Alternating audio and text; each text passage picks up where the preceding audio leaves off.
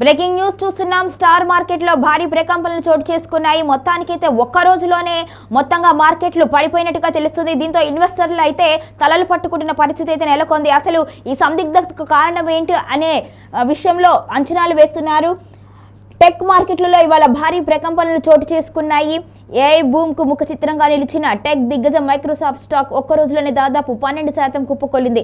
మార్చి 2020లో Covid ప్రారంభం తర్వాత మైక్రోసాఫ్ట్కి ఇదే అత్యంత చెత్త ట్రేడింగ్ గా నమోదైంది. ఈ ఒక్క రోజు పతనంతోనే మైక్రోసాఫ్ట్ మార్కెట్ విలువ $400 బిలియన్ పైగా నష్టం వాటిల్లింది. మధ్యాహ్నం 1:20 కంపెనీ మార్కెట్ క్యాపిటలైజేషన్ నుంచి సుమారు $424 బిలియన్ ఆవిరైపోయాయి.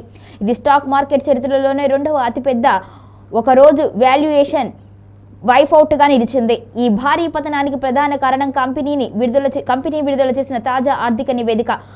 మూడో త్రైమాసిక సంబంధించిన డీటెయిల్స్ను నిరాశపరిచాయి. మైక్రోసాఫ్ట్కి కీలకమైన అజూర్ క్లౌడ్ విభాగంలో వృద్ధి మందగించడంతో మార్కెట్ ఆందోళనకు గురైనట్టుగా తెలుస్తోంది.